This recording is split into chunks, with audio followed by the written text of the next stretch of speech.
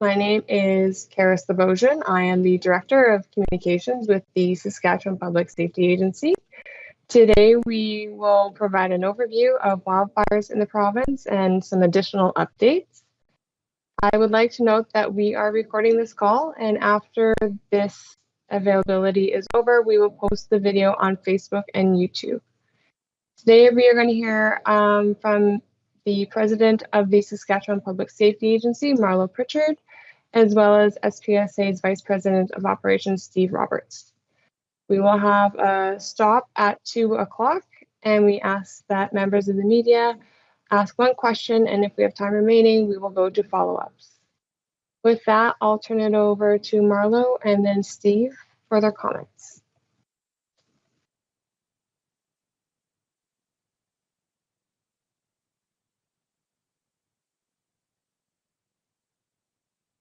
Good afternoon, everyone. Quick wildfire overview is of 10:30 today, August the 14th. There are 79 active wildfires in Saskatchewan, and of those fires, 6 are categorized as contained, 11 not contained, 40 ongoing assessment, and 22 are listed as protecting values. As of this time this year, we've had 466 wildfires, which is above the 5-year average of 372. We have seen some widespread precipitation in the north over the last 24 hours, so we are seeing improved conditions, and Steve will get into that in a moment. With those improved conditions, the fire ban has been removed. As of 11 p.m. Wednesday, August 13th, the fire ban was revoked due to the improved conditions. The fire ban had been put on in the province is lifted on all areas and all crown lands located north of the provincial forest boundary and up to the Churchill River. We still do have a number of evacuations. There are 4 communities that are under evacuation order and another one that has evacuated their priority 1 and priority 2 individuals.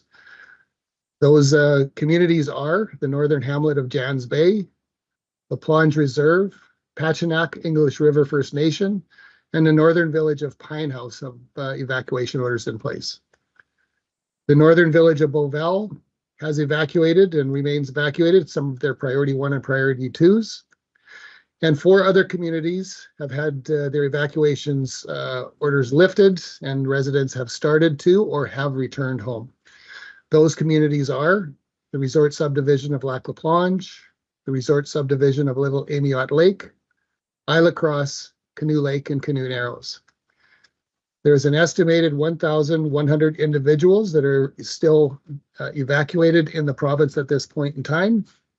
And anyone that is looking for assistance for evacuation support or the financial support, we do just want to remind everyone that they can call our helpline at 1-855-559-5502, and that's from 8 to 5. Our recovery task team continues to work with communities that were impacted by the wildfires, and we have had individuals up in the Denair Beach area even as of this week. We have about 500 individuals that have accessed the Resiliency Center that has been set up in Denair Beach, and we have a number of organizations that are at that one-stop shop.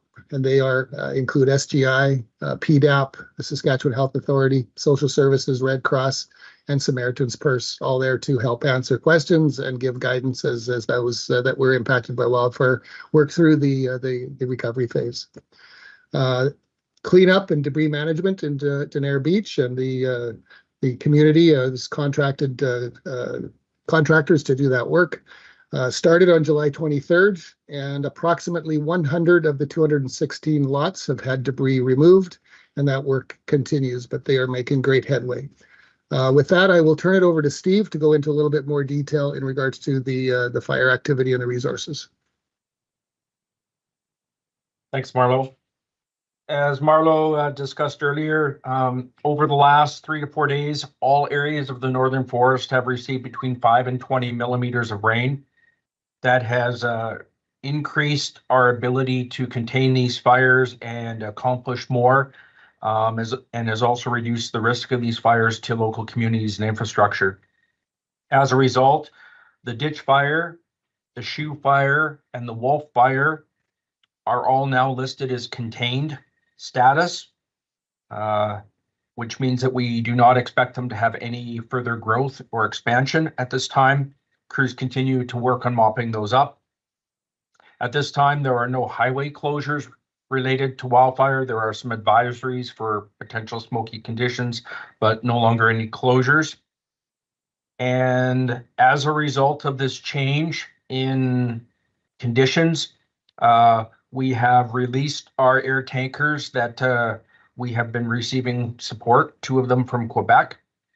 2 of our heavy helicopters have now been released as well. We have renewed the Canadian Armed Forces contingent of 300 firefighters, but have released their 3 helicopter support aircraft at this time. And our Australian partners are heading home after a long deployment here in Saskatchewan, but still remaining on the fire line.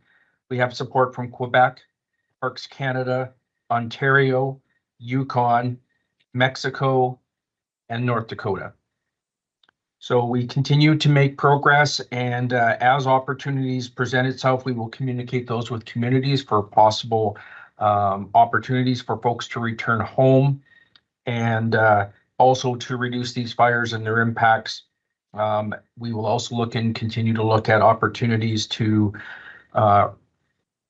return some of these crews that may have other priorities, and continue to work on these until these fires are fully contained in all areas of the province.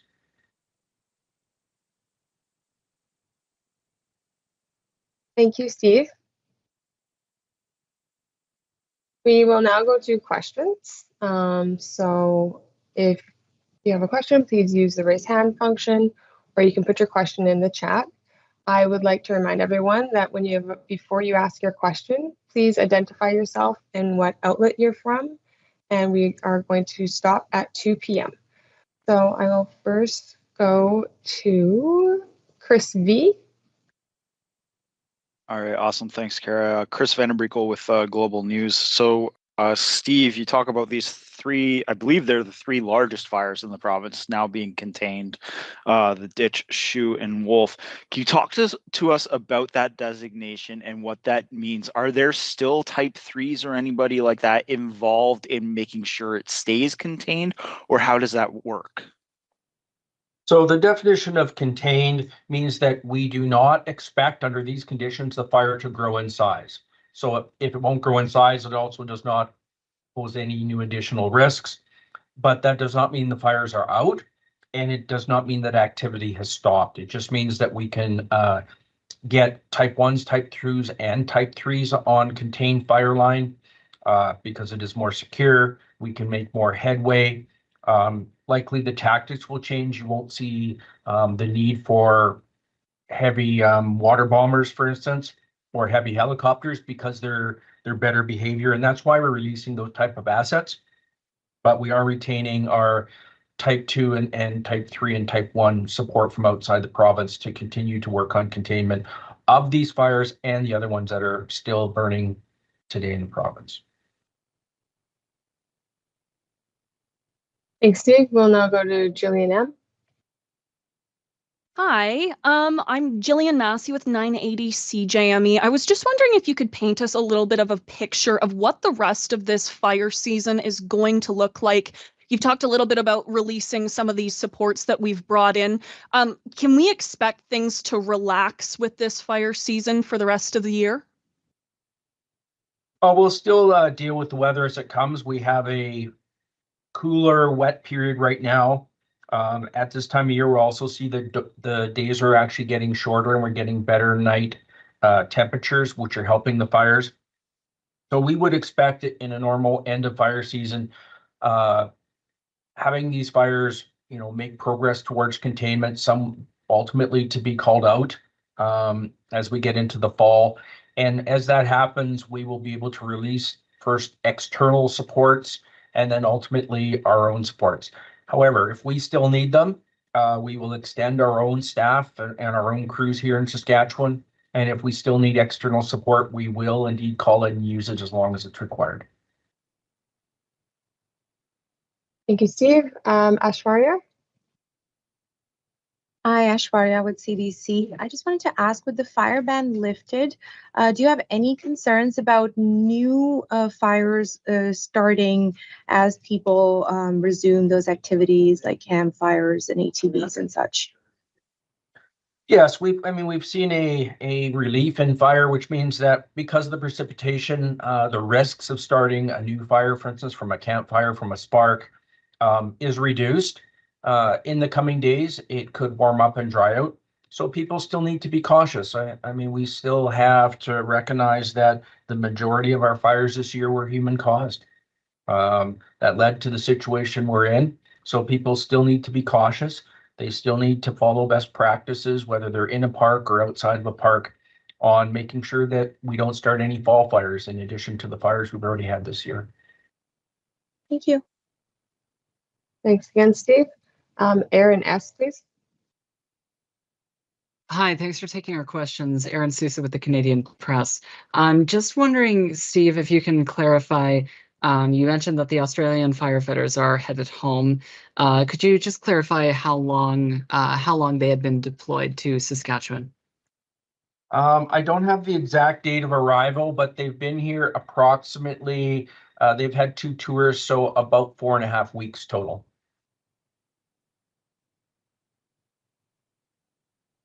Chris B. Steve, taking a look at the northwest part of the province, how much rain did they receive, and are the muskeg and Buell fires still posing a threat? Well, those fires are not yet fully contained. That area of the province, specifically in the Beauval area and some of that central west side, has received the least, but still has received rainfall over the last 3 days. If we go farther north, for instance, to the Park Fire by La Loche, we're seeing rainfalls closer to the order of 20 millimeters over the last 3-4 days.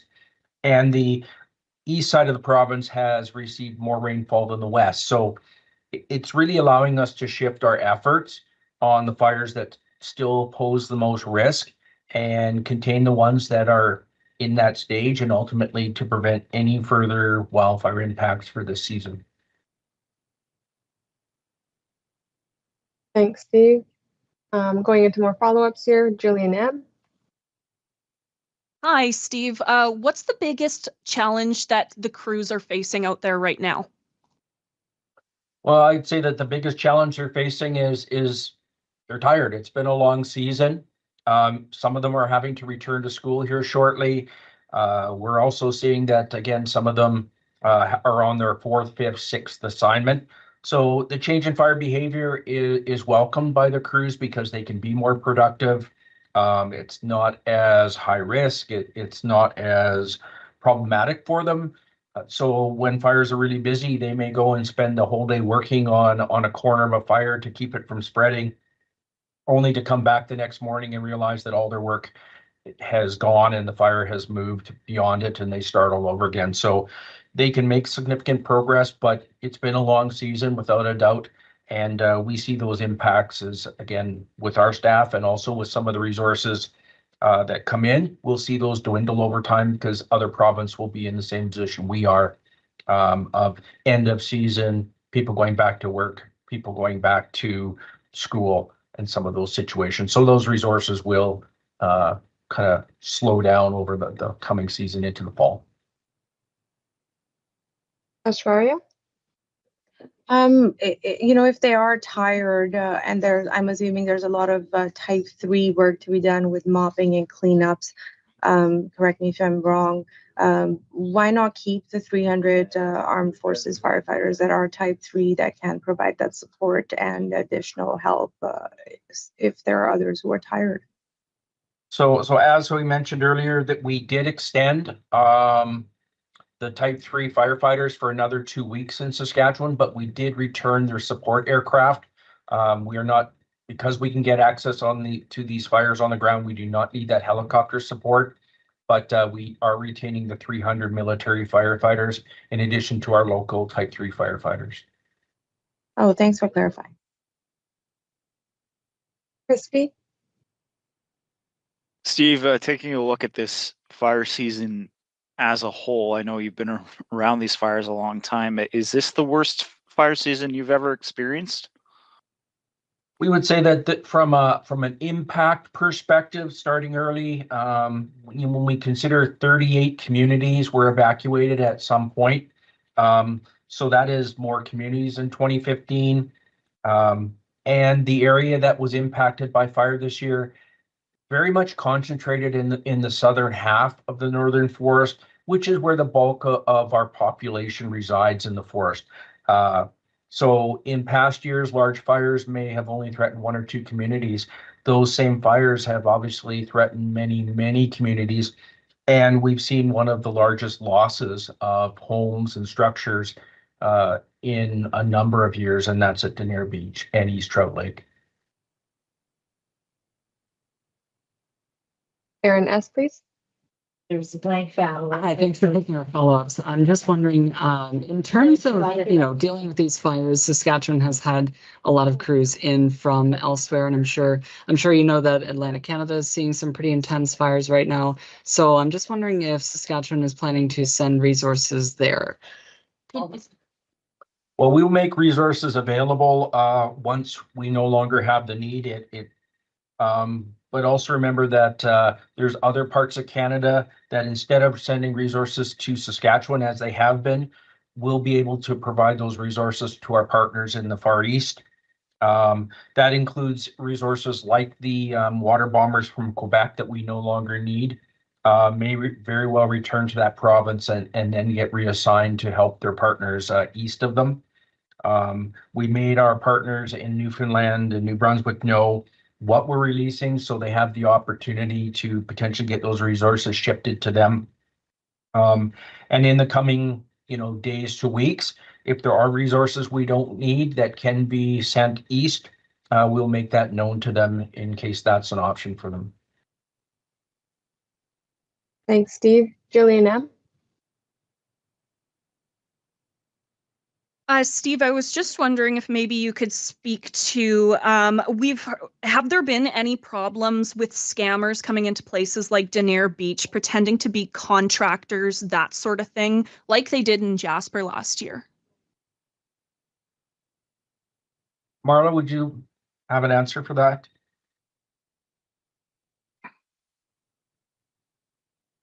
I can tell you that we're aware of the situation in Jasper, but there has been no reported scammers or fraud attempts at fraud that have come up to my desk. It's not something that has been reported to us, but if it does occur, of course, we'll be engaging the RCMP to help alleviate or at least mitigate those incidents. Thanks, Jillian. I'm not seeing any other hands raised at this time, so I'm just checking for our last call. All right, with that, Jillian, I'm just double checking. Sorry, you don't have a question, right? No, I'm good, thank you. Okay, thanks, sorry. Okay, with that, we will end the media availability. Thank you all for your time. Have a safe rest of your day.